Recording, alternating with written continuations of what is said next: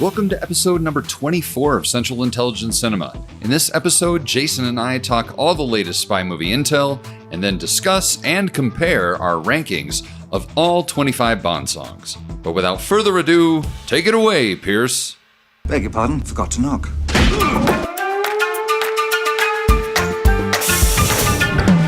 Welcome to the CIC, initiating security clearance. My name is Napoleon Solo. Bond.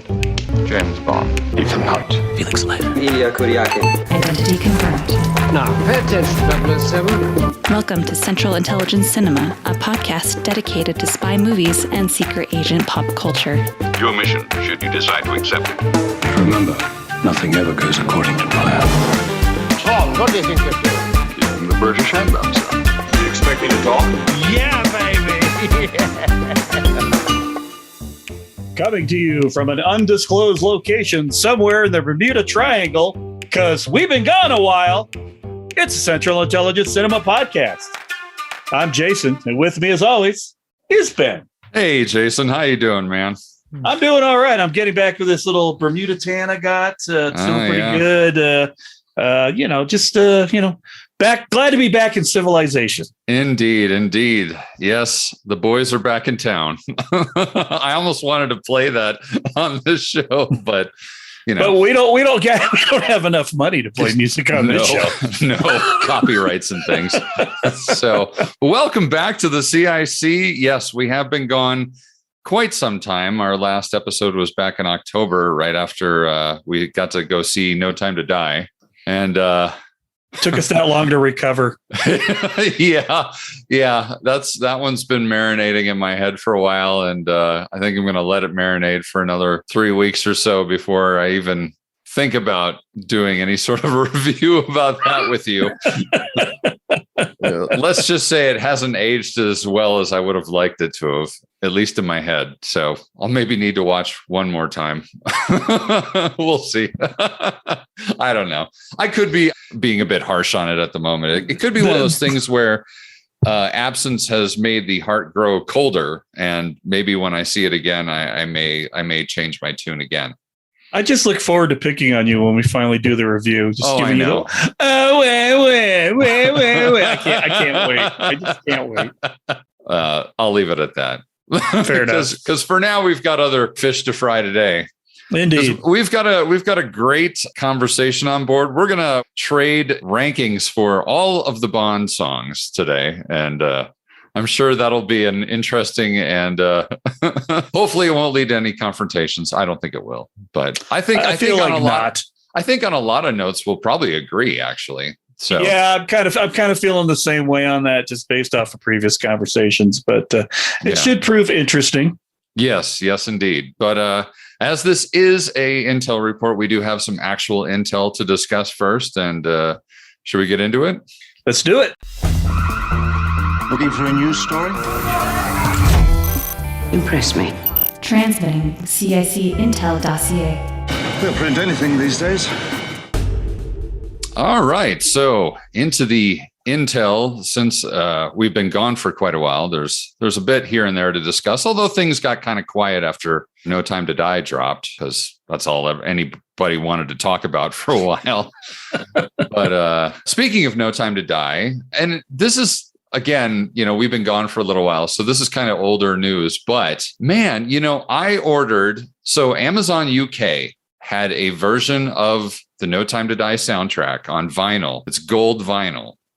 Okay. And I ordered that, and I was really excited when I got there, and I dropped it on the platter, dropped the needle on it, and tick, tick, scratchy, scratch, tick, tick. Like, it was not good quality vinyl. Really? It was bad. And I thought maybe it was just me. Maybe I just had like a bad copy or something. And I was on Twitter, and sure enough, our good old friend, Alan J. Porter, he had bought the exact same copy of the soundtrack, and he had the exact same issue. Uh-huh. And then somebody else chimed in on top of that. So apparently that is not a great copy of the soundtrack.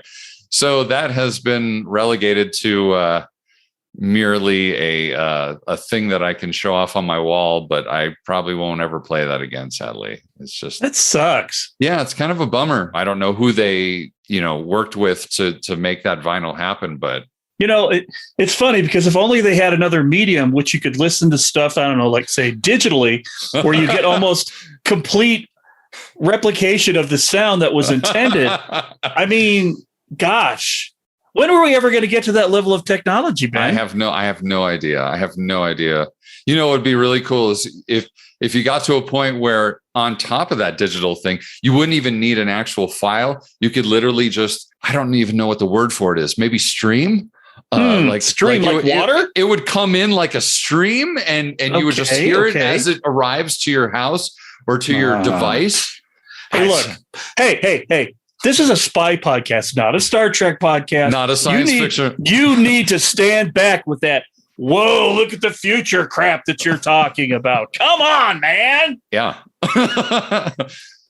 But yeah, so that was kind of a bummer. I just figured I'd warn anyone who was considering buying that. You may want to think again. You may want to go with the standard black vinyl instead, because you'll probably get a better product. So, or CD, or get a CD, or just stream it over the streaming Spotify. Service of your choice, and go that route rather than that old dinosaur, which literally might be made out of dinosaurs. Hey, although I've heard that disproven, but I wanted to make the joke. Anyway, please continue. I'll try and be better behaved. All right, then. Well, moving on to something that actually has happened more recently. We got a new trailer for a new spy movie called Operation Fortune. Woo! With, I don't know why they needed to add Ruse de Guerre as the secondary title. Was it really necessary? Operation Fortune kind of just rolls right off the tongue. I don't know why you need. It feels like they're trying to do a crappy spy novel type of thing, where they would put the character's name and then there had to be a title to, well, even James Bond has it sometimes.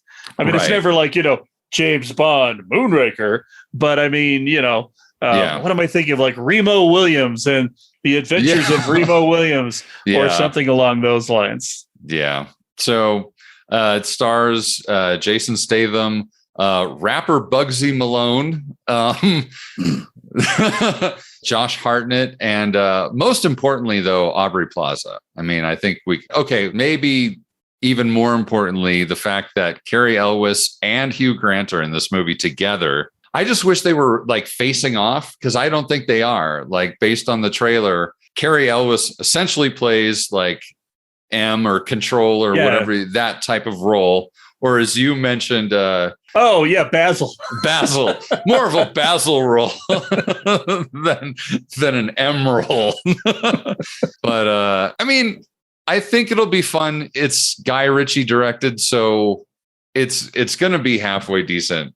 I'll watch anything. Right out the boot, the gate. It's gonna be a decent film. Whether it's a good spy movie, who knows? Yeah, it looks like it's definitely going to be very kind of tongue in cheek, kind of playing with like a Guy Ritchie version of Austin Powers. I hate to say, but I would rather watch a Guy Ritchie version of Austin Powers than a Mike Myers version of Austin Powers. So I think at this point I would agree. That. Yeah, I think I'm in agreement with you on that. My only wish is that I just wish they would have cast somebody other than Jason Statham. I think you could have really pushed the movie into a higher echelon with somebody with a little bit more range. But I don't think that's what they're going for. Probably I think not. Most Guy Ritchie movies, the supporting cast is about the acting, and the main character is about letting them act to it's him. It's just a vehicle. Jason Statham is very good at. He is good at that. He is good at the guy that just sort of propels the story forward, and then everybody else reacts and does all the real acting work. He knows his wheelhouse. That's why he came off as such a great actor in the Expendables movies, because look who he was playing against. True. That is very true. So, so that's scheduled to drop early next year. I'm going to skip around just a little bit here because there was one other trailer there's been new little bits and pieces kicking around now for the movie The 355. Oh my goodness. I had such high hopes for that from that teaser. Yeah. That just looks like I don't know if like it's just because, okay, I have to always remember that trailers are not cut by the same people that make the movie. Right. And I kind of wonder if like studio heads were like, well, just get all the cool spy tropey things and make sure they're all in the trailer. Because that's what it felt like the trailer was. And it was just like, ugh. Yeah. It made their performances even look bad. It's not looking good now. I mean, I'll probably still watch it. I don't know if I'll watch it in the theater at this point. But I had high hopes for that as well. It's just the trailer does not look great. I think that the problem is that you have to have somebody like a Guy Ritchie on the helm to get that many people in a movie and make it good. Yeah, and actually give it what it needs. And I feel like you've got all of this talent in what is more or less just a basic spy team-up movie. Yeah, I kind of wonder if like maybe the writing is the failing. I mean, we haven't actually seen the movie, so it's hard to say. That's true. We could be pleasantly surprised. Yeah. But, I just watched, I should say I attempted to watch this movie called Gunpowder Milkshake on Netflix. Oh, dear God. Yes. Which on paper looks really good. Yeah. I also tried to watch that.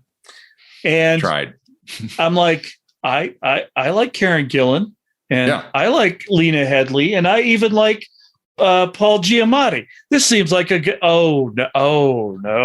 Yeah.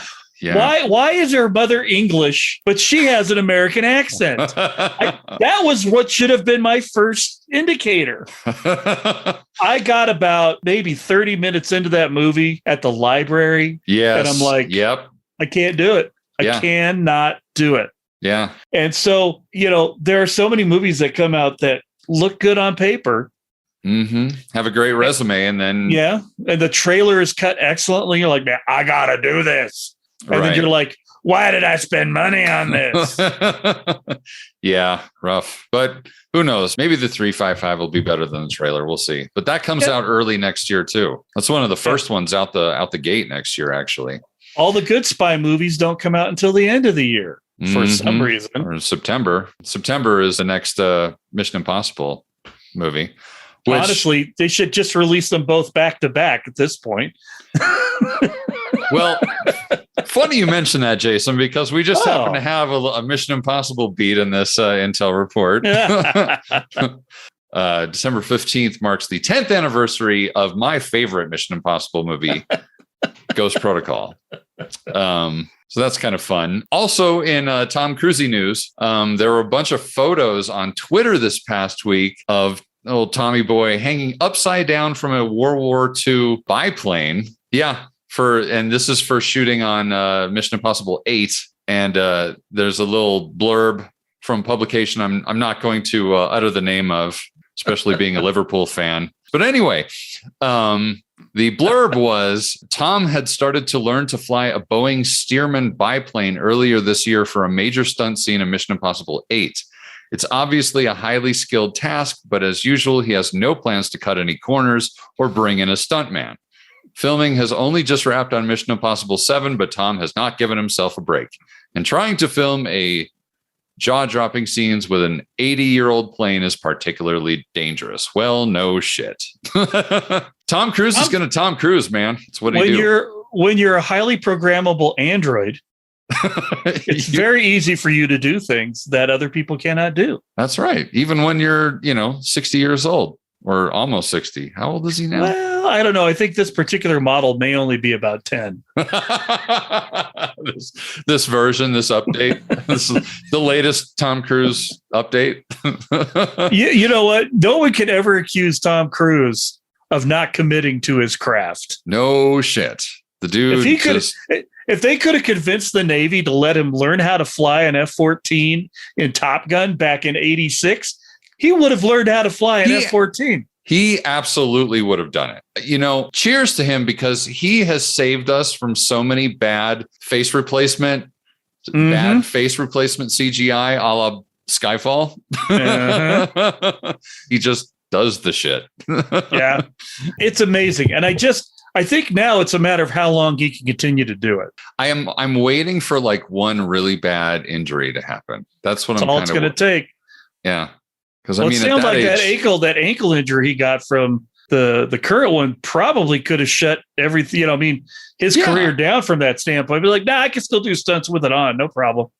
Well, if Daniel Craig can do it, and he's like 80 years younger than me, I can do it.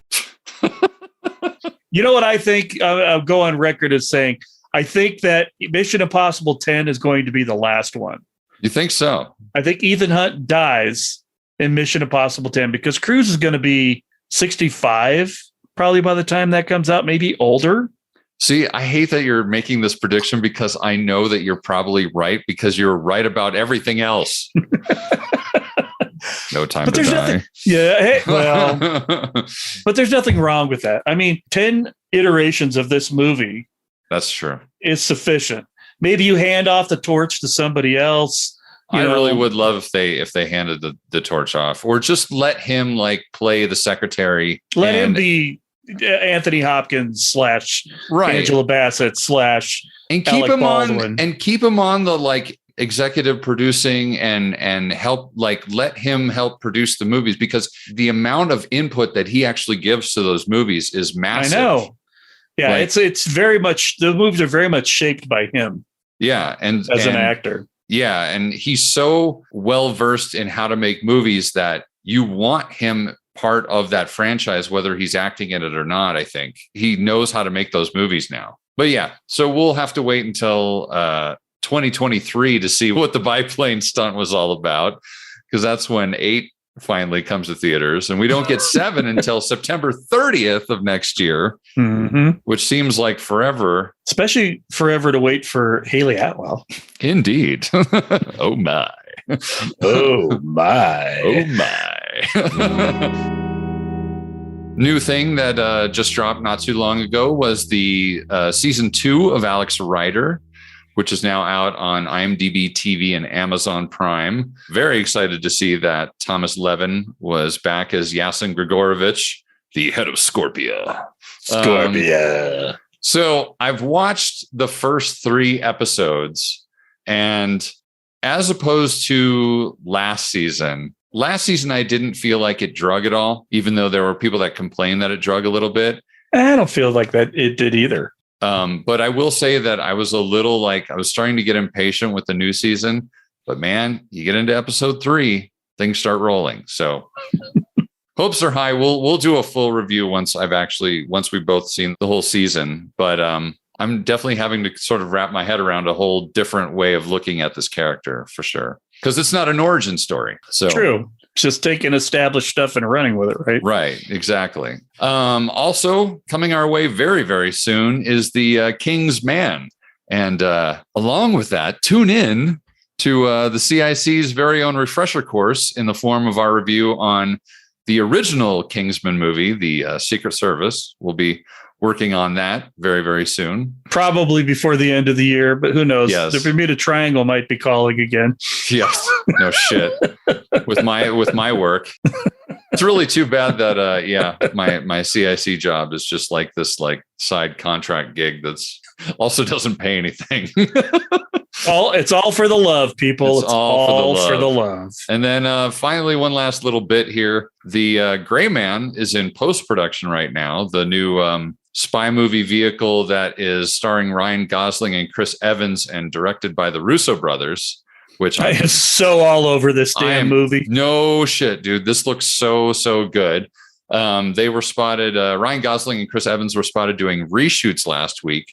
And reshoots used to have this sort of stigma about, something's wrong with the movie, but it's a lot more. It's kind of standard procedure now. Yeah, I mean, I think with digital filming, it's not such a, oh my God, what have they done with the movie? Now it's like, well, of course they can go back and shoot it because it's digital and it doesn't cost them a gazillion dollars to do a reshoot anymore. So it could be a CGI related thing where exactly, whatever they shot. They have to take a mustache out or something. Exactly. So just a quick refresher on this movie. Ryan Gosling is in the primary role of Court Gentry, a a former CIA agent who is now a freelance assassin being hunted down by his former cohort, Lloyd Hansen, played by Chris Evans. Court Gentry. That sounds like a Douglas Adams character. Is the number 42 in there somewhere? I don't know. But, it's funny looking at this. I just thought, wouldn't it be funny if it was Ryan Reynolds instead of Ryan Gosling?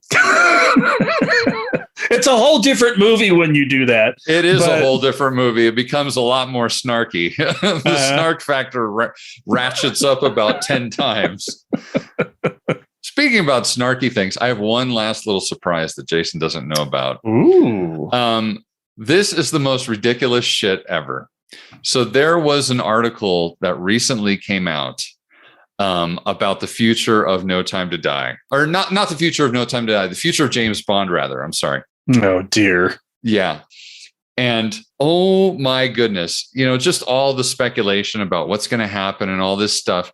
And they got a quote from Robert Wade, the illustrious co-writers of Bond movies for the past 20 years now.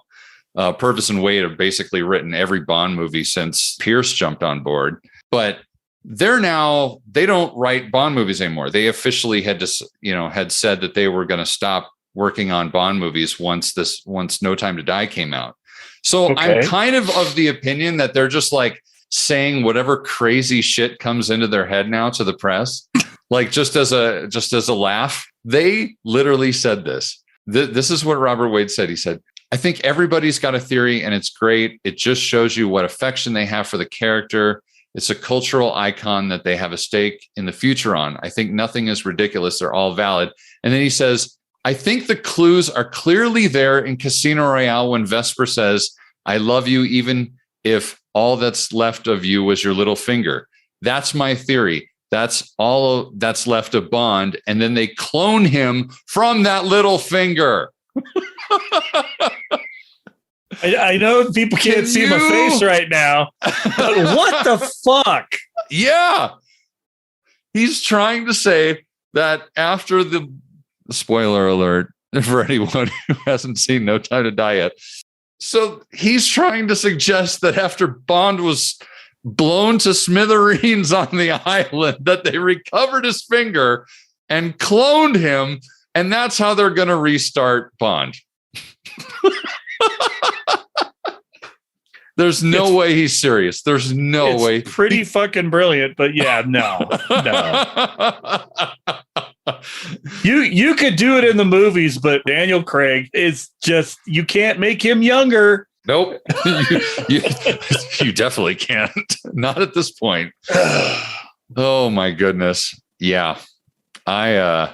Wow. That one came across my desk and I was like, oh, we're definitely going to talk about this just for a half a second. That's pretty great. That's the writers trolling on a level that only Hollywood writers control. Yeah, indeed.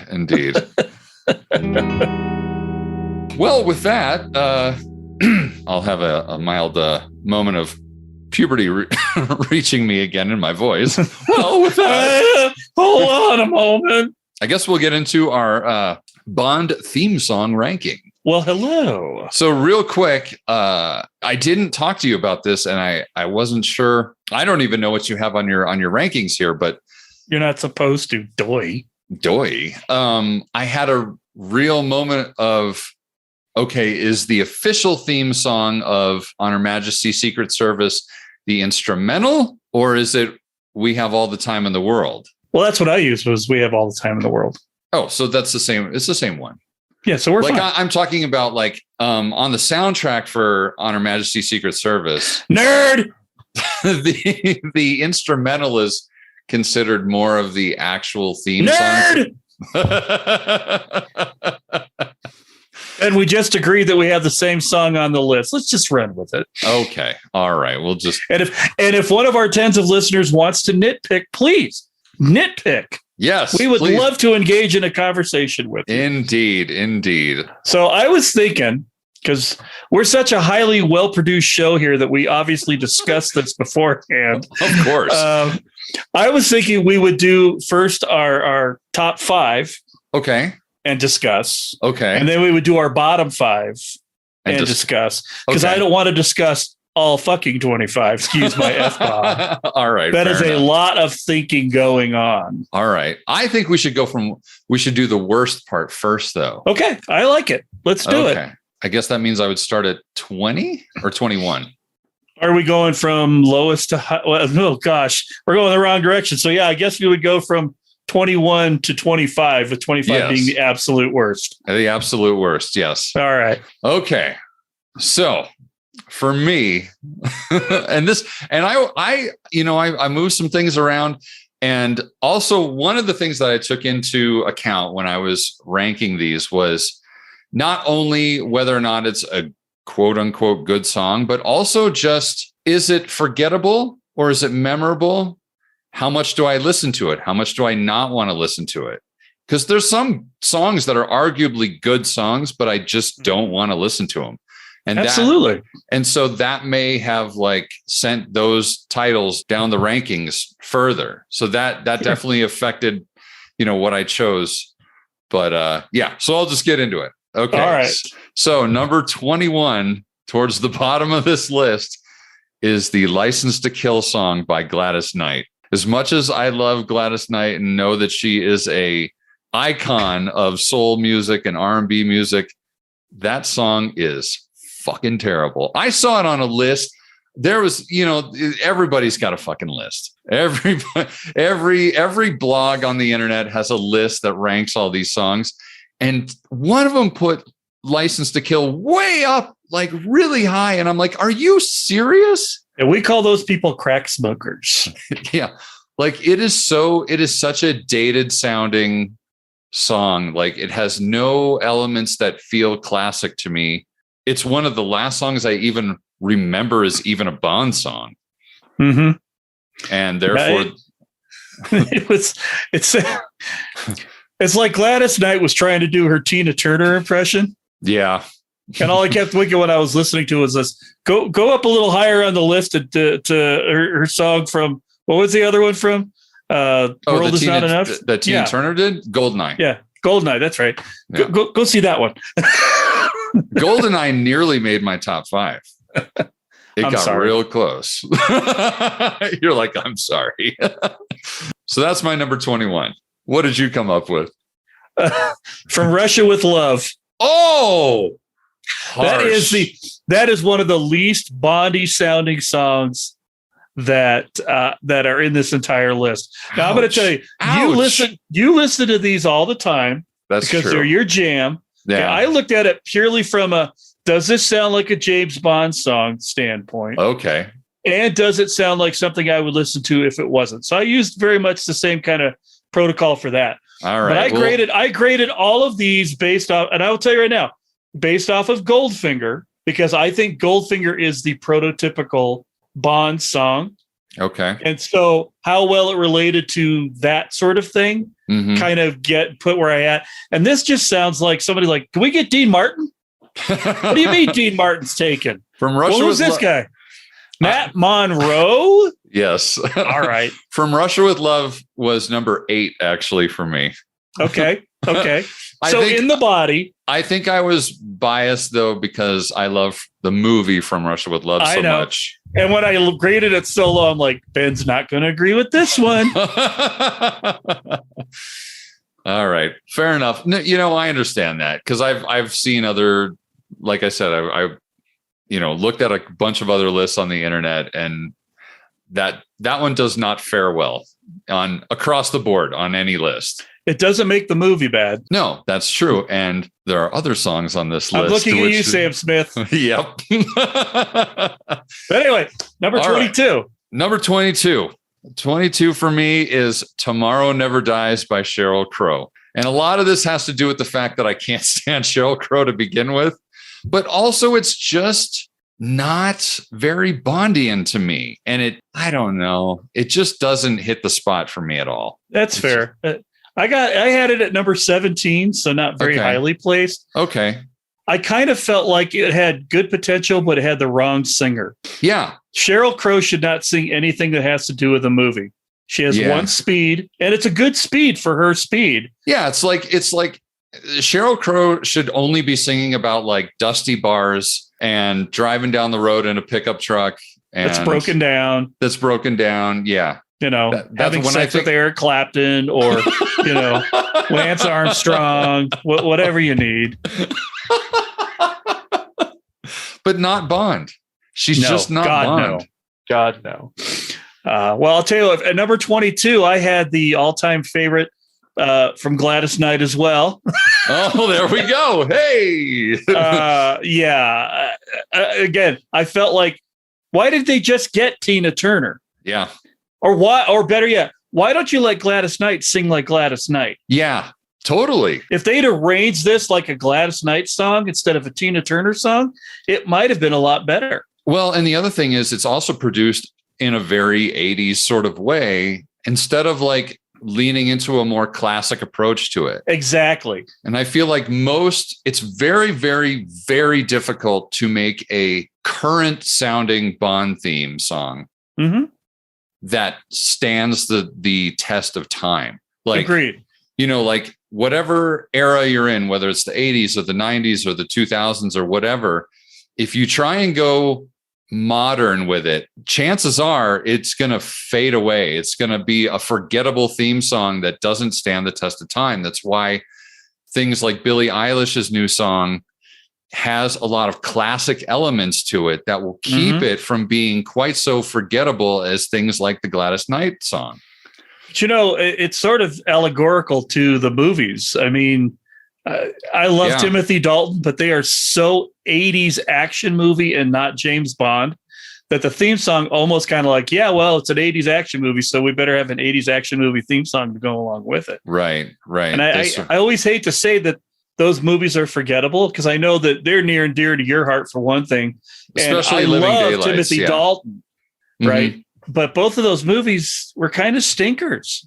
Well, because they were drug movies. I think that you could have cut the entire drug story out of the Living Daylights and it wouldn't have suffered at all. In fact, it probably would have made it better. And that's part of the I love the Living Daylights. I do. So, no, well, so on that note, let me tell you what my number 23 is. That does not surprise me because I know you've slated the Living Daylights. What a horrible piece of garbage. In my notes on my list, I have one word. Nope. Listen, and I think this is a reflection of our slight age difference, but I actually kind of like the Aha song a little bit. No, you don't. When we reviewed the movie, you kept saying how much you thought the other song that didn't make it into the movie that's true. Was better. That is true. That is very, very accurate. Now, I will say the Living Daylights song by Aha was number 14 on my list. So it's down there. It's just not in the final 10. Wow. I had some other ones in there. You could definitely see where Ben is looking at these things and where Jason is looking at these things. Indeed. So that was your number 23? Yep. Okay, so my number 23 was The Man with the Golden Gun by Lulu because it's just such a bad ripoff of a Shirley Bassey song. Like it wants to be a Shirley Bassey song really bad, but it's not Shirley Bassey. No, that's funny. I have that in my notes too. And the lyrics are so fucking bad on that song too. The lyrics themselves are terrible on The Man with the Golden Gun. Yeah. It just doesn't roll off. You know what the thing is like they didn't even need to make a song that has the title of the movie in it. They could have made a song that didn't even, you know, if you think about half of the songs on this list, they're not all movie titles. No. Like, okay, a lot of them are, but there are some that aren't. And a lot of the ones that aren't are better. Or maybe it's just the fact that The Man with the Golden Gun is such a long title that like trying to convert that into a song is really awkward. Right. So if they got another route, it would have been better. Yes. Maybe like, this guy used to play Dracula and now he's playing a bad guy. And the other guy used to be the saint, but now he's playing another good guy. Something like that. Something like that. Sure. course. Well, I will tell you right now, The Man with the Golden Gun was number 19 on my list. Okay. Noting that what if Shirley Bassey went go-go? That's a good shout right there. So I'm going to go ahead and do my 24, then I'll let you do 25 because we're sort of doing it that way. Yes. Well, we flip-flopped after because I had to, man. It was a good segue. It was a good segue. Anyway, number 24 on my list, Die Another Day by Madonna. All the hardcore Bond fans will applaud that shout from you. Because her best Bond song was an Austin Powers, The Spy Who Shagged Me. That I'm gonna get slated for this one. Die Another Day was number 19 for me. I do think that it's a little bit better than some of these ones we're talking about. It's definitely a better song to listen to than a lot of them. Yes. And so I think that's part of it. I think it just the listenability, like I will listen to Die Another Day any day over like the Gladys Knight song or the Sheryl Crow song. Absolutely. So. In fact, you can listen to it as a Madonna song and it's fine. Yeah. Yeah. I think that's what it is. Movie theme, it's not very good at all. Yes, that is very true. There's a little bit too much. I hesitate to say techno because it's not really, but it's a little too produced, I think. Yeah, it's a little overproduced and poppy. And no, I definitely get that. So number 24 for me. Okay. Or do you have a prediction? No. Keep going. Okay. I was about to jump the shark. Never mind. Keep going. Okay. Jason's looking over at me like he's about I thought he was about to predict what I'm pretty sure number 25 is the same for both of us. So please continue with 24. It absolutely is. Please continue with 24. It absolutely is. So 24 for me. And I think this is like on account of PTSD when I first saw the movie when I was, God, how old was I when I saw Octopussy? I can't even remember anymore. Anyway, it's All Time High by Rita Coolidge. That song is the most All Time High is the most un-Bondian song I've ever heard. It absolutely is. It does not sound even remotely like there's no element in that song that sounds Bondian to me at all. Nope. I absolutely hate it. And what's funny is that I champion Octopussy, even though a lot of people really hate that movie. I love Octopussy just for a million different reasons that I'm sure at some point we'll get into when we review the movie. But that song is horrendous. It is just terrible. Drab and like it's every worst part of the 70s that I don't want to remember. Yeah. Remember when Helen Reddy did this? Hello. It's just friggin' awful. Anyway, and finally, I'm pretty sure I'm just gonna say let's do it on 3. On 3? Yep. 1, 2, 3. 3. Writings on the Wall by Sam Smith. Yes. Absolutely. And the funny thing about this is even though The Writing is on the Wall by Sam Smith is both of our worst Bond theme songs ever, is that if you took his vocals out, I would immediately make it jump up probably by 10 spots. Yeah. Because I've heard the instrumental of this song and it's quite good, but you add that god awful falsetto to it, I'm out. I cannot. It's devoid of any sort of like charisma or. Now I will say this, if somebody else sang that song, it might be 100 times better. A female singer. I think if a female singer took that song on, it might actually be listenable. It's that damn falsetto though. That's what kills me about it. Yeah, I'm going to say I'm not a Sam Smith fan anyway. No, but his version of what he thinks is R&B is no. I don't know. I just think, thank you. I'll pass. I don't think it felt like a Bond song. No. And even we all know how I feel. We all know how I feel about the opening credits for that movie. Anyway, there's way too much octopus tentacle and not nearly enough James Bond or naked women. But the song is just it's almost as bad as Rita Coolidge. in that Yeah. it doesn't feel like a James Bond song. It just feels like a keening, waily, boohoo, emo. Yeah, just kind of whiny. It's just nothing. I don't want a whiny Bond song. No, you know what you want out of a Bond song? Sexiness and cool. And trumpets. And trumpets. Trumpets help. Trumpets always help. With a mute. So, well, that was fun. So now we get to do the good ones though, which I'm very excited about. Because my number 5, right? Yep. Because my number 5 is a bullet, man. And I boosted this into new classic status. And I'm hoping that like people go along with it. But for me, number 5 is View to a Kill by Duran Duran. Oh, I think that Duran Duran is the exception to the rule about doing a song that is in a current style, but still somehow makes it a classic Bond song.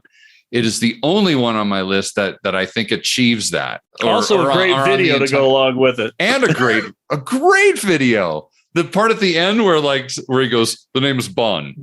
Simon the Bond. And then the Eiffel Tower blows up. But yeah, I love that song to pieces, man. I love it. Well, I actually have it at number 6. Oh, okay. Okay. Fair enough. Because following my criteria. Yes. One other song beat it because of my criteria. But It is how you get a popular group to do a James Bond song. Yes. And I'm just going to add, since we haven't had a chance to talk in a while, and it's fitting with what I'm talking about right here. Duran Duran just released a brand new album. Did they? They did. And it's fantastic. And I don't say this lightly, because Duran Duran has released some stinkers in their elder years. Yeah, they have. The new album is quite good. And there's a song on there. I'm going to look it up real quick. The name of the new album is called Future Past. And what's great about it is that it sort of incorporates some of the early elements of Duran Duran, but like updates it. And so it works. It sounds like great Duran Duran music. I'm going to play this. Just for you, I won't put it on the podcast, obviously, but I'm just going to play for you the open to the song called Wing, because this song Wing that's on their new album sounds like it should be on another Bond soundtrack. It is. Okay. Please hold while Agent Greenberg listens to copyrighted music that the CIC does not hold license to rebroadcast. Thank you. Oh, yeah. Yeah. Holy shit. I mean, that song Wing is so Bondian. If listeners of our podcast like Duran Duran in any respect at all, go listen to the song Wing. I would put it in the next Bond movie if I could have my way. How do you get Wing in there, though? Wing another day? To eat another wing? On the wings of death, to kill. Tomorrow never wings away. Moon winger. Live and let wing. Wait, live and let die by wing. Hey, wait, there you go. By Paul McCartney and Wing. That's pretty great, actually. Yeah. Yeah. Well, my number 5, in sticking with my this is how Bond songs are done. Right. That criteria. Right. Thunderball by Mr. Tom Jones. That is the prototype of how a dude sings a Bond song, period. That is a good shout. And man, I had a really tough time placing that one. I initially had it way up on the list, and then I started looking at all the other options. Actually, like the top 12 of my list were the hardest to rank because I rank all of those highly. And Thunderball was in my top 12. You Know My Name by Chris Cornell. We Have All the Time in the World. Nobody Does It Better. Like all those, like I think on a different day, Thunderball would definitely be in my top 5. It was so hard to sort of pick and choose. At the moment, it's at number 12. Okay. But I feel bad placing it at number 12 because I think I could easily have jumped it up like 5 spots and I would feel just as good about it there. Or, it's a great it's a great song. Oh yeah. It's the best part of that movie. I've got to be honest, other than Little Nelly. Tell Q she said Little Nelly. Her uncle misses her. Such a great song. Tom Jones can do no wrong. And didn't he like pass out when he sang the final note of that song? Not that he'd ever admit. He would never admit that. No. All right. So number 4, and you're going to disagree with me on this one, is Goldfinger by Shirley Bassey. Because I made some choices at the top 5 here where I was like, what are the songs that I really enjoy and just like on a very personal level connect with me? Like, I think if I was trying to be academic about it, Goldfinger would be even further up on the list. Mm-hmm. But because I'm sort of going personal with it, number 4 seems right for me. So that's where I had Goldfinger. Okay. Which has all the elements. I mean, it is the quintessential Bond song. It is the Bond song. Yeah. There are all the right reasons. Yeah. So for number 4 for me, I had Skyfall, which Adele did a very admirable impression of Shirley Bassey from Goldfinger. Which is funny because Skyfall is my number 3. Which is funny because Goldfinger is my number 3. Hey, so we flip-flop! We flippy-floppied. So at least we're in agreement that both of those songs are extremely good Bond songs. I think Goldfinger, prototype. I think Adele she did what she needed to do, and she made the best modern James Bond theme song I think it's been out in 20 years. Well, and it's modern, but it's also, again, it's got so many of those classic elements in it that it's just so good. And Absolutely. the more I've heard that song, the more I like it. I just think it gets better and better the more I hear it. So absolutely, at least, we're only flip-flopped because and Goldfinger, come on. It's Goldfinger. Of course it's got to be up there. It absolutely does. So, but I'm going to jump to number 2. Okay.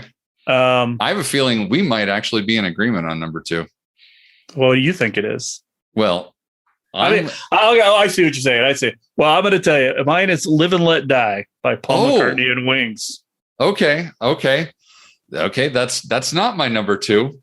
Yeah, but Sean Connery would have needed headphones to listen to it or to not listen to it. Right.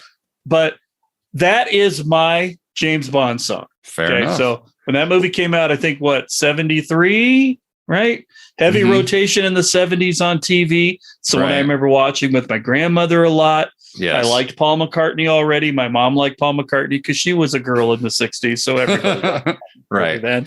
You know why Live and Let Die did not make that number for me? Why? Is because of that stupid little break in the song.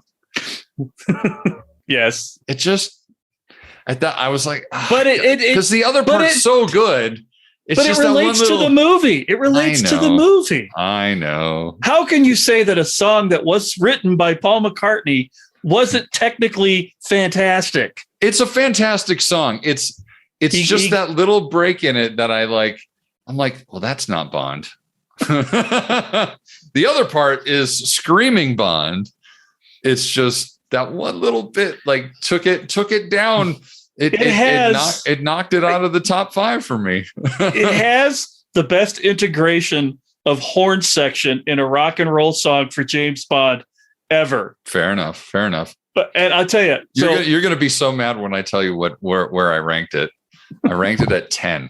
It's in the top 10. I'm okay with that. You'll see, a little anecdote I will share with you. I had a friend who loved Guns N' Roses and was telling me about the new Guns N' Roses song. Oh, no. Oh, no. Did he really not realize? Oh, it was a she, by the way. Oh, she really didn't realize that? No. She started going on about how cool the song was. I'm like, it's a James Bond theme song. She's like, what? I'm like, it's a James Bond theme song from like 1973. And she just kind of looked at me like the brain was computing. How could Axl Rose have sung a song in 1973? Right. And I'm like, he didn't write the damn song. He didn't write the song or originally sing it. She's like, who did? I said, Paul McCartney in Wings. She's like, Paul McCartney from the Beatles? I'm like, yeah. Well, who's Wings? I'm like, that was his band after the Beatles. He did songs after the Beatles? I'm like, for the younger listeners of our podcast, I'd just like to mention that, yes, indeed, Paul McCartney of the Beatles, also had a band called Wings after being in the Beatles. That's right. And they went on to make a lot of good music as well. They did. She got so defensive about it. I went out and got my James Bond theme song cassette tape, queued it up to Live and Let Die, and played it. And she's like, well, that's just a bad copy of Axel's. I'm like, oh my God. Wow. Yeah, wow. It was a bone of contention. I showed her where it said. That's some stage red denial right there. I know. That is. I know. It was a bone of contention for us for years. Every time the song would come on, oh, it's that Paul McCartney cover. No, it's not. I'm like, I showed you it said 1973 right here on the copyright, right? You know, I always wanted to take her to a music store that had the sheet music for it. To see that it says McCartney. Yes. Yes. So, yeah, that I like to tell that funny story. I'm sure she wouldn't appreciate it. But, my number 2 is Diamonds Are Forever by Shirley Bassey. Because for some reason, and again, this is a personal list for me. So I'm trying not to be overly academic, because I think the academic in me would say, no way would Diamonds Are Forever be number 2. But for me, on a personal level, when I think of a Bond theme song, I think of Diamonds Are Forever. It opens on a very like sneaky Bond type vibe, like the dun dun dun dun dun dun dun dun dun. Like it's got that, and then the Shirley just crushes the vocals on it. Like she comes diamonds, just beautiful vocals from Shirley Bassey, and then the horns kick in, and it all works for me. It's for me, it gets no better than Diamonds Are Forever as a Bond song. It just has everything I want in a Bond song. That's sort of my template. The way that you see Goldfinger as a template, I see Diamonds Are Forever as that. And the song, admittedly, is much better than the movie itself. I don't know. You really can't go wrong with Jill St. John. Yeah, there is that. And of course, I lost Jason there for a moment. I'm back again. He was in a dreamy state right there for a little bit. And the 2 dudes that are the bad guys are great. Oh, yeah. Wynton Kid. Yeah, maybe Uncle Sean was getting a little long in the tooth at that point, but still. Well, and he also had his phoning it in face on. Yeah, for a good... He's want there to pay for the me how much money? Yeah. All right, I need a house in Spain. Exactly. Well, I put Diamonds Are Forever at number 12. Okay. So still fairly high up on the place. I felt it was very derivative of Goldfinger, which is why I would not place it above Goldfinger. Fair enough. But then all of Shirley Bassey's songs basically sound derivative of Goldfinger because she's Shirley Bassey. And that's what she does. Shirley Bassey's going to Shirley Bassey. That's right. Well, we would hope. And I get the feeling that we're both on the same level about the number 1. I mean, it kind of has to be. Yeah. I mean, number 1 kind of has to be the James Bond theme from Dr. No, the original, the thing, the actual James Bond theme of all the movies. Absolutely. I have not heard any song in my entire life more than the James Bond theme, and I still am not tired of it. So, well, I may have heard this little star opera thingy a little bit more often than that one, but yeah, it's the same thing. It's a song that is instantly recognizable, not only for the character, but for the genre. Mm-hmm. Yes. When you hear that, you think spy movie and James Bond. You don't think one or the other. You think both. Yes. And it's just, if that's not your number 1 forever and ever, I mean, you're not a purist. You're not. I wouldn't even say a purist. I just don't think you're a fan of James Bond movies, because probably that's not. the end all be all of James Bond movies is the actual James Bond theme. So yeah, that's like saying that Duel of the Fates is your favorite song from A New Hope. Yeah, that's what I was thinking. they both scream Star Wars, but one is really more Star Wars than the other one. Yes, indeed. At the beginning of this, when we were first figuring out how to, rank everything or whatnot. And I was mentioning the On Her Majesty's Secret Service instrumental theme, the dun, dun, dun, dun. Like that one, that places very high. If I had allowed that on my list, that might have been like 6. Like, because I love the instrumental theme song of On Her Majesty's Secret Service. That song is fucking fantastic. I love driving in the car with it. It's great. It's absolutely lovely. Well, I'll tell you what, I don't think I discussed this with you because it sort of came to me while I was doing the list, but I went ahead and ranked them the top 5 favorites, not just in terms of technical, but I enjoy listening to. Okay. So I don't want to put you on the spot if you don't want to do it, but I have mine listed already. Well, I'll wing it. I can probably wing it. Okay. Well, so for me, my top 5, and I'll run them all through them. You can do yours. At number 5 was For Your Eyes Only. Okay. Which was actually number 8 on my list. For Your Eyes Only was that was much further down on my list. I'm sorry. if Live and Let Die was really that first Bond movie that sealed it for me, For Your Eyes Only was the movie that made me go, and Hot Girls? Because that brunette is ravishing. The movie's kind of ridiculous, but it does have an exploding lotus, which I appreciate. I mean, it was gonna blow up anyway. Yeah, Carol Bouquet is But the song Sheena Easton, oh my gosh. I mean, it's a slow song, but just gives you more opportunity to see Sheena Easton singing the song. Well, yeah, there is that too. It's not a terribly good Bond song, but I love listening to it. Right. Yes. So from that standpoint, it made number 5. Number 4, Nobody Does It Better by Carly Simon. Nobody Does It Better was on my ranking at number 7. Mine too. It was high up there. So 007. There you go. 007. I've loved that song forever. Carly Simon could sing about eating crackers, and I would listen to it all day long. But it's not a terribly Bondy song either. Although with some of the other entries on this list, it's still a good Bond song. And I will make a note here. Nobody Does It Better. Not the name of the movie.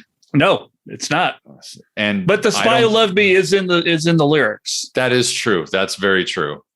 And The Spy Who Loved Me is in my top Heaven 5 Above movie, Me. So The Spy Who Loved Me is keeping all my secrets safe tonight. Let's see. At number 3, A View to a Kill. Yes, it's awesome. Yes, it is awesome. It's so good. It definitely did not make it that high in the rankings. Like I said, it was number 6, but I love that song when it comes on my Duran Duran Greatest Hits album. Mm-hmm. I'm like, when I'm in the car, it's like, crank it. Yep. I'm James Bond. Yes, absolutely. And then number 2, surprising no one, was also my number 2 on my list.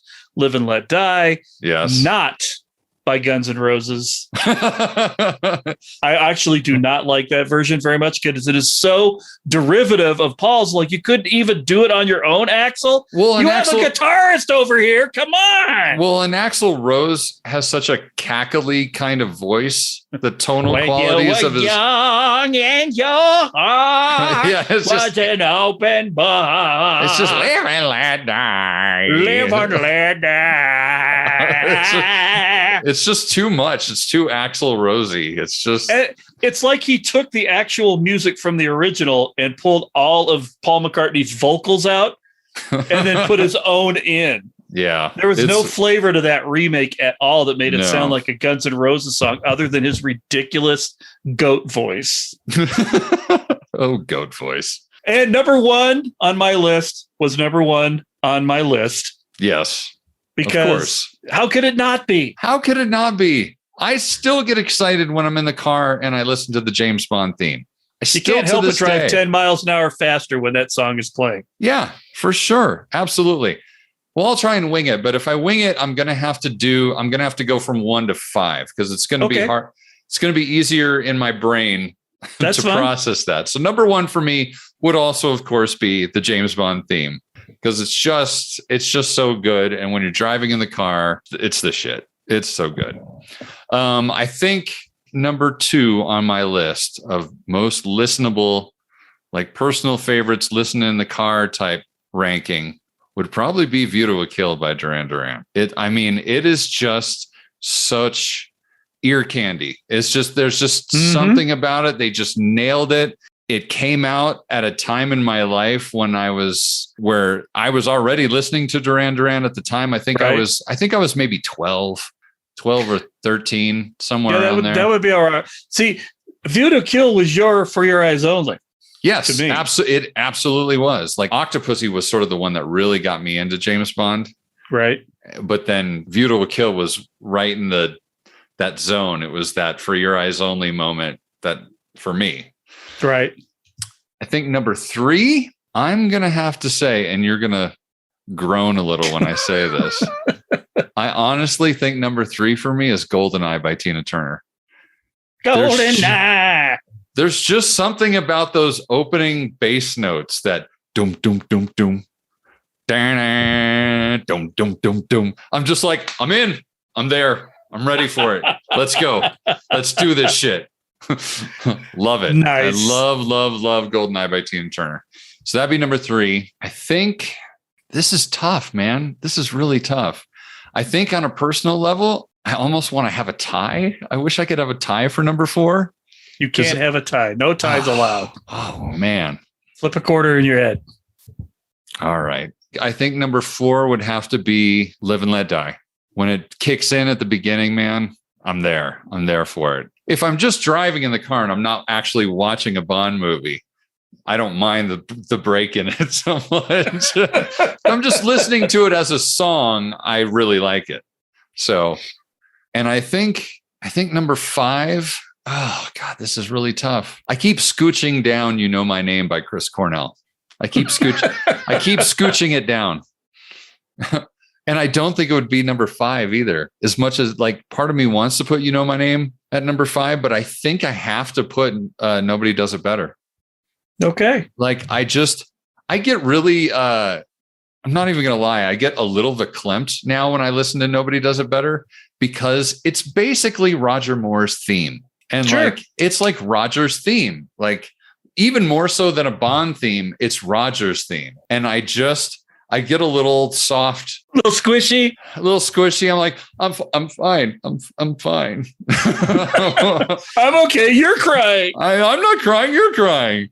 Like when they had Nobody Does It Better in that stupid DHL ad for No Time to Die, I got soft just because they put that in there. Oh my goodness. Should we just run through our list real quick of where we ranked everything, or maybe? Okay. Yeah. Okay. We'll just do it real quick. We're gonna post these. Online our lists. Yeah, we should absolutely post this. People can look at them and they can kind of pick on us or do whatever they want to do. Our tens of listeners. I'll have to figure out where to do that. Maybe I'll do it on the Twitter feed. I'll probably do it on the Twitter feed. So if you go to our account, which is CIC Spy Pod on Twitter, I'll post our official rankings there. Fantastic. And I'll make sure to also include that in the show description so that in case anyone forgets, it'll be right there for you. Outstanding. Well, do you want to go first or should I go first? Why don't you go first? Go ahead. Okay. Well, starting at number 25, nobody surprised by this one at all. Writings on the Wall by Sam Smith from Spectre. Number 24, Die Another Day by Madonna. Number 23, The Living Daylights. Aha. Number 22, License to Kill, Gladys Knight. Number 21, From Russia with Love, Matt Monroe, Missing an E. Number 20, we have All the Time in the World on Her Majesty's Secret Service. It's like one whole title. Wow. By Louis Armstrong. Louis Armstrong has no place in a Bond movie at all. I love him, but no. Number 19, The Man with the Golden Gun, Lulu. Come on. Yeah. Number 18, It's an All-Time High by Rita Coolidge. All-time low. That's what I put as my little bit of start. All-Time Low is a better title, I think. Number 17, Tomorrow Never Dies by Sheryl Crow. Mm-hmm. Let's see. Number 16, You Know My Name by Chris Cornell from Casino Royale. I put down here, Chris, you can never be Tom Jones. No one but Tom Jones can be Tom Jones. Number 15, Goldeneye by Tina Turner. Gladys Knight called. She wants a redo with this song, please. Number 13, Another Way to Die from Quantum of Shoelace by Jack White and Alicia Keys. Catchy, but not terribly Bondy, the notes say. Number 12, Diamonds Are Forever, Shirley Bassey. Derivative of Goldfinger, but still a good one from the true Bond voice. Indeed. And Jill St. John. Anyway, number 11, No Time to Die by Billie Eilish. The creepiest Bond song, but she nails it. She does nail it. Number 10, You Only Live Twice, Nancy Sinatra. I don't like this song in general purposes, but the bridge on it made it into a Robbie Williams song called Millennium, where he plays the Roger Moore James Bond. Watch the video. It is fantastic, and the song is pretty good, too. I'll have to check that out. But that's the only part I like is that little part where they roll it into that. Number 9, The World Is Not Enough by Garbage. I put in here, Sheryl Crow, Take Heed. This is how you sing a Bond song in the 90s. Right. Absolutely. You would think that band would not have been able to do a James Bond song that was actually pretty damn good. Dude, I'll listen to anything that Shirley Manson sings because that's fair. Shirley Manson. Yeah. Well, on that note, number 8, For Your Eyes Only by Sheena Easton. I'll listen to anything that Sheena Easton sings because Sheena Easton. Sheena Easton.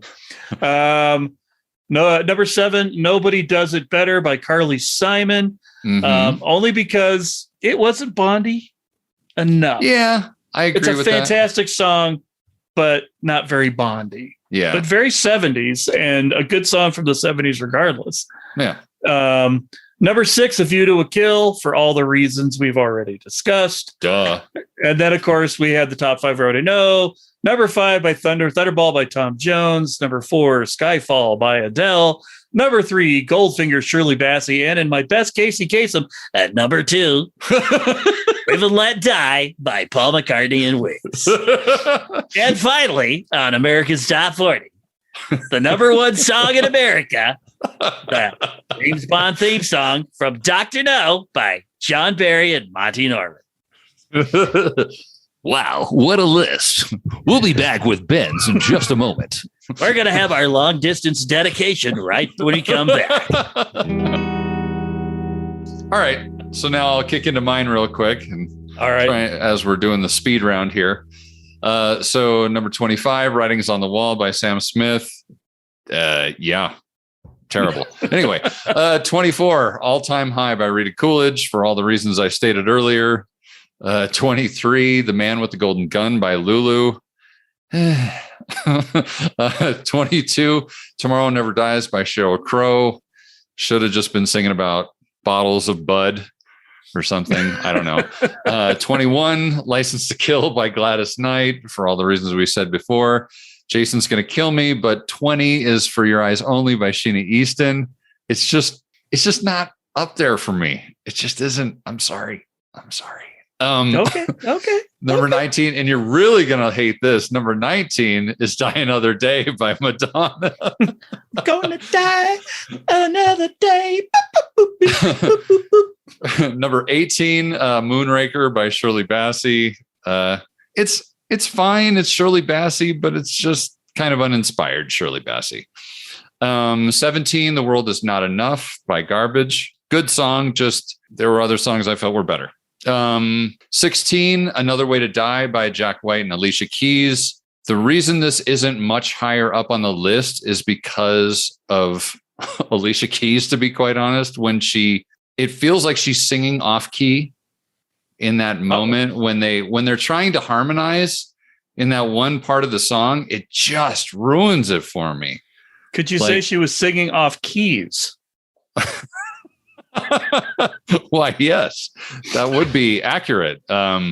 and I think I might have actually even read that they didn't really get along too well, and that song was sort of a shit show as far as production goes anyway. And that was also during the time that when Quantum of Solace came out, there was a writer's strike, and everything about that movie was sort of kind of rushed and messed up and not great. So doesn't surprise me. Okay, number 15. You Only Live Twice by Nancy Sinatra. Incredibly not Bondian to me. But it's certainly not as bad as The Man with the Golden Gun or All Time High. So I think they got stuck in the Asian flair of the movie with it and tried to kind of tailor the song that way. I think if they would have avoided that pitfall, it could have been much better, because it's Nancy Sinatra. That's the other part of it. It's not like she can't sing or something. Yeah. I mean, those boots are made for walking, damn it. Yeah, but apparently they weren't made for singing James Bond songs. Apparently not. You're going to really hate my number 14. Okay. The Living Daylights by Aha. Because I kind of find that song listenable just because I grew up in the 80s. So I like everything Aha does except for that song. Well, so I'm with you, but I don't like the song at all. I really don't. Yeah. Fair enough. 13, No Time to Die by Billie Eilish. Number 12, which is, again, the dividing line. I feel like between 12 and 13, there's actually a very large gap in how I see all these songs. Like anything at 12 or above, I really highly rate. So all these 12 and up are golden for me, no matter where they're ranked. So Thunderball by Tom Jones is number 12. 11, You Know My Name by Chris Cornell. I was in high school and college in the 90s, and Chris Cornell was the man. His vocals are amazing. Not Tom Jones amazing, arguably, but Number 10, Live and Let Die by Wings. Number 9, you're going to hate this one too. We Have All the Time in the World by Louis Armstrong. I just have kind of a soft spot for it. Again, some of these are sentimental favorites. Number 8, From Russia with Love by Matt Monro. Without an E. Number 7, Nobody Does It Better by Carly Simon. Number 6, Golden Eye by Tina Turner. And then the ones we already know. Number 5, View to a Kill by Duran Duran. Number 4 is Goldfinger. Number 3 is Skyfall. Number 2 is Diamonds Are Forever by Shirley Bassey. The quintessential. And of course, the most quintessential, of course, number 1, the James Bond theme. Indeed. Got to stop there. I know. Copyrights and all that. Stop it. Just stop it. Just stop it now. Stop it. You got to zip it. Well, that's that. Man, Good lists. Normally, indeed. I hate lists. This was a good list, though. And these were good lists. I like this good list. Yeah. Yes, this was not a knock list or any other. No. You know what would be funny? A knock list would be like number 1. As Jason knocks on his microphone. Yeah. Well, I was hoping the audio would work. Clearly, it did not. But damn you, Zoom, for trying to improve our audio. You could just cut that out in post. I will fix it in post like everything else I do in my life. That would make you a post operative, would it not? Oh, yes. Why, yes, indeed. Oh, my. Oh, my. So, if you agreed or disagreed with either one of our lists or wanted to drop your own list to us, we are always looking for listener interaction to tell us how you like the podcast, or if our ranking of all 25 Bond songs is crap. If you want to tell us it's crap, please do. Or, feel free. Or tell us we're crappy all the time. Or tell us we're geniuses. Whatever you want. That. Or people tell us we're geniuses all the time. That's right. Crappy geniuses. So you can reach us at cicdeaddrop@gmail.com. You can follow us on the Instagram at Central Intelligence Cinema, spaced by underscores, on Twitter, where we will post our lists at CIC SpyPod. So yes, please come and interact with us. We are back in effect after our our little hiatus here. We are ready to hit the ground running. We've got a lot of stuff coming up. Lots of good reviews coming your way. I think January is going to be very fruitful for us. I agree. A new year, January of 2022 is going to be the time when the CIC podcast gets back into the undisclosed location and starts doing the shit you want us to do. That's damn right. But hey, if you enjoy this episode or any other episode by the CIC, please stop by either Apple Podcasts, Spotify, or wherever you get your podcasts, and please give us a glowing 5-star review so that way our show gets seen faster when people search for silly stuff like this. And then we can continue to try and build the brand. Oh, hey, you know what? I know this is late in the game and we're doing all our promo shit or whatever. I have to just say one thing real quick, since it's timely and this is an Intel report and I'm talking about current event type shit. Okay. So I had a tweet that I sent out on behalf of the podcast that gained some traction that I was surprised about. And you'll want to say something about this, I think, because I know you have your own opinions about this. Now, I will mention that at the end of my post, I put in parentheses Ben, so people know that it was me who made this statement. I always, whenever I state an opinion, that's personal, I try and include my name in parentheses at the end, so it doesn't represent the both of us. It just represents me. The ideas and views expressed by Ben Esslinger may or may not have any relevance to his co-host, Jason Greenberg. That's right. But I put a little tweet out there saying that I still maintain that by the time Eon get their act together and have a plan and a script for a new Bond film, that Nicholas Hoult will fit the role to an absolute T. Because in 3 years from now, which is about what everybody is sort of guessing is when the Bond train is probably going to start rolling again, Nicholas Hoult is going to be 35 years old. The man is 6'3".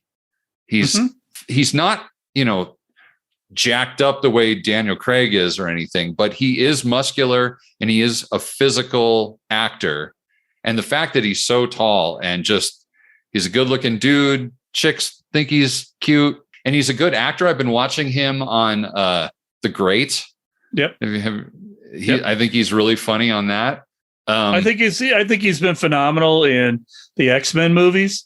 I mean, it's hard to be a good actor with a bunch of blue fur glued to your face, but that's right. He's pulled it off, and I loved him in Fury Road. Yeah. I mean, his character wasn't super developed, but you got the thing from Chaos Bringer to I'm going to help you all out pretty good. So I put a little thing out saying that I really think that he's a really, really, really good option for playing Bond in the future. And I got a probably 95% positive response to it. I had a couple people that were like, yeah, but what about Henry Cavill? And what about, who else? And which, I mean, is to be expected. I mean, Henry Cavill is, the obvious choice because he's Henry Cavill, but I also think he's going to be busy. And I agree. And he's, again, there's that time never stops, keep ticking away, man. I can tell you right now, it isn't going to be anybody we know. Probably so we can prognosticate all we want. But exactly. They've made a habit of kind of going, other than Pierce Brosnan, of really kind of going with relatively unknown people, particularly in the U.S. Indeed. Indeed. And I think Nicholas Hoult would be an excellent and inspired choice. But I think he might be too big by the time we get to that point. That's a good, yeah. So I feel like we're going to get somebody that you've seen in a movie with 7 other people Mm-hmm. Yeah. And that's going to be your James Bond. Right. Because that's how I felt with Daniel Craig. Right. He was in all these movies and I'm like, oh shit, he was in that. Right. Yeah. And Pierce Brosnan, he had been such a front runner for so long. It was almost like a foregone conclusion it was going to happen. Yeah. But Timothy Dalton, who? Right. That dude from Flash Gordon? What? And Roger Moore may have been the most famous person to play him in England. Oh, yeah, for sure. I mean, but outside of England? Yeah.